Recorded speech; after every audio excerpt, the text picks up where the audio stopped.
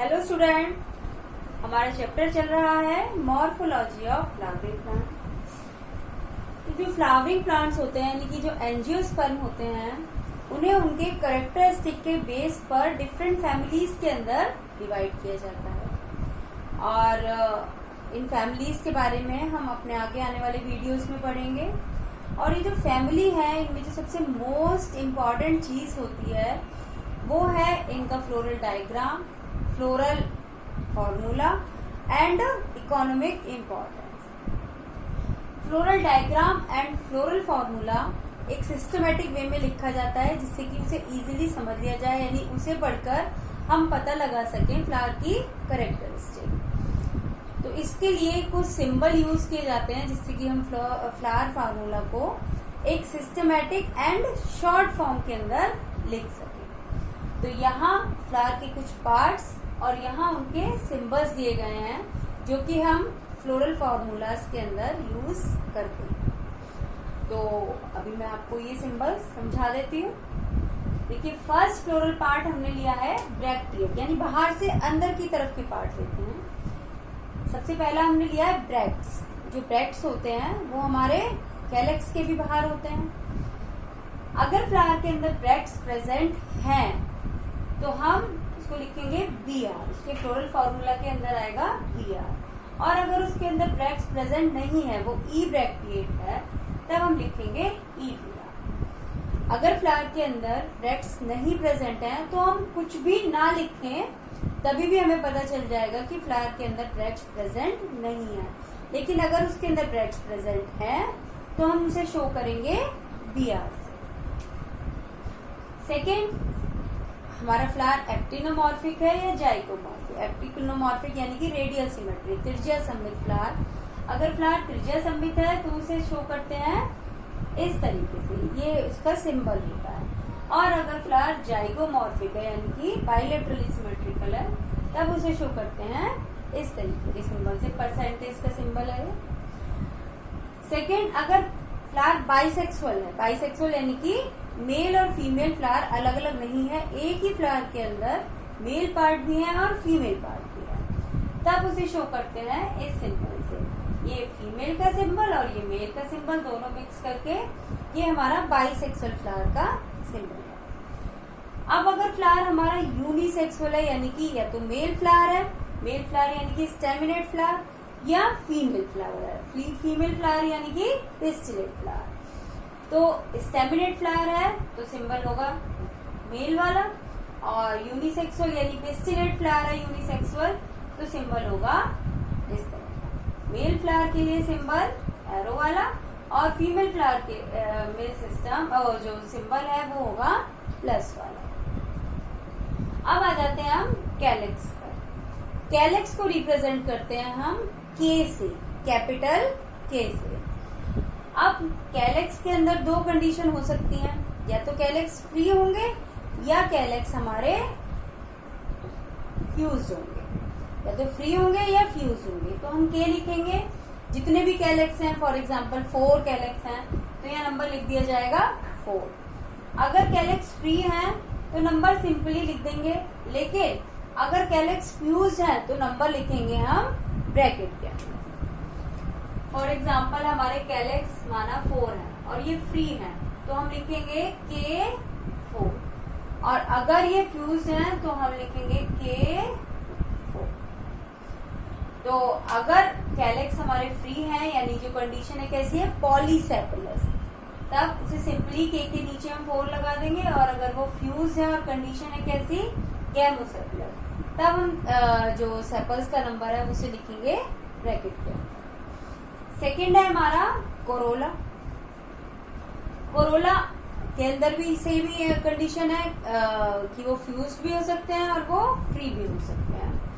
Corolla को हम represent करते हैं C से, कैपिटल C से।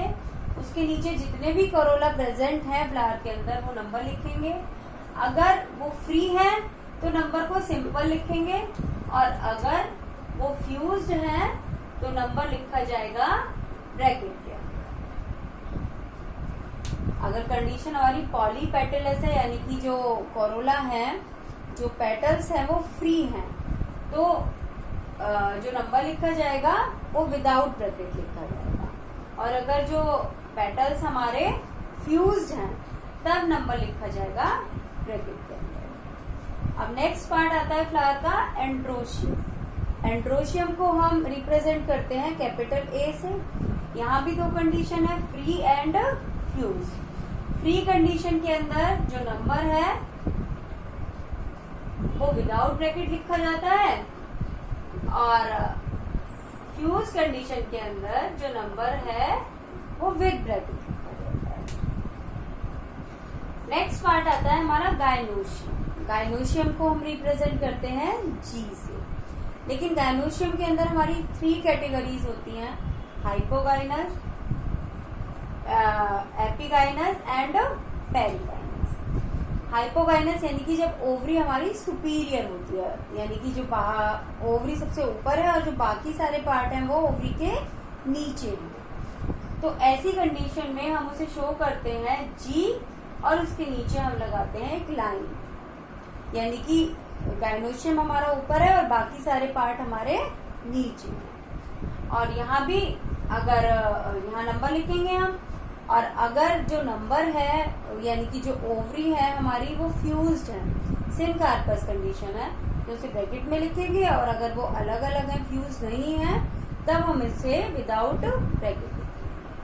सेकेंड कंडीशन है जब हमारी ओवरी इंफीरियर होती है, तो तब हम जी के ऊपर लाइन लगाते हैं। यहाँ हमने जी के नीचे लाइन लगाई थी, यहाँ जी के ऊपर, यानी कि जो हमारा गायनोशियम है वो नीचे है और ओवरी जो है वो हमारी नीचे है और बाकी सारे पार्ट हमारे ऊपर है।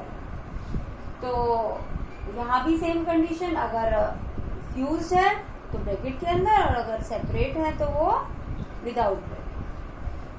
थर्ड कंडीशन हमारी हाफ सुपीरियर और हाफ इंफीरियर यानी पेरिगाइनस कंडीशन। यहाँ पर जी के आगे हम लाइन लगाएंगे, क्योंकि जो पार्ट है और जो गायनोशियम है वो सेम प्लेन के अंदर है। और नंबर्स में अगर फ्यूज है तो ब्रैकेट, और अगर फ्यूज नहीं है तो विदाउट ब्रैकेट। ये हमारा हमने फ्लावर के पार्ट पढ़े। अगर ब्रैक्स प्रेजेंट है तो बी आर यूज करेंगे, नहीं प्रेजेंट है तो ई बी आर यूज करेंगे।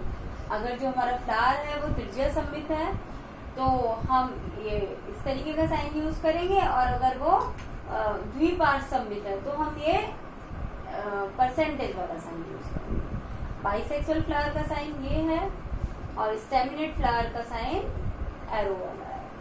यूनिसेक्सुअल जो फ्लावर है उसमें अगर पिस्टिलेट फ्लावर है, फीमेल फ्लावर है, तो उसका साइन ये प्लस वाला है। कैलेक्स को के से रिप्रेजेंट करते हैं, कोरोला को सी से रिप्रेजेंट करते हैं, एंड्रोशियम को ए से रिप्रेजेंट करते हैं, और गायनोशियम को जी से रिप्रेजेंट करते हैं। इसके अलावा जो हमारा एंड्रोशियम है, अगर एंड्रोशियम हमारा पेटल से जुड़ा हुआ है तो इस कंडीशन को हम शो करते हैं आर्क के द्वारा। एक आर्क लगा देते हैं ए और सी के बीच में, तो इससे पता चल जाता है कि जो हमारा एंड्रोशियम है वो किससे जुड़ा है, कोरोला से जुड़ा है। और अगर हमारा एंड्रोशियम कैलेक्स से जुड़ा है यानी सेपल से जुड़ा है, तब ए और के के बीच में हम एक आर्क लगा देते हैं, यानी कि जो एंड्रोशियम है किससे जुड़ा है, हमारा सेपल से जुड़ा है।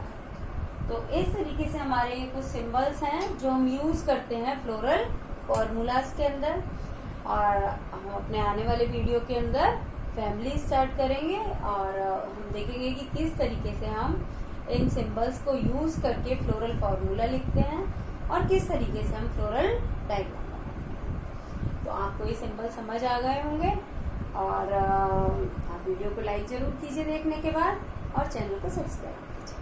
Thank you and bye.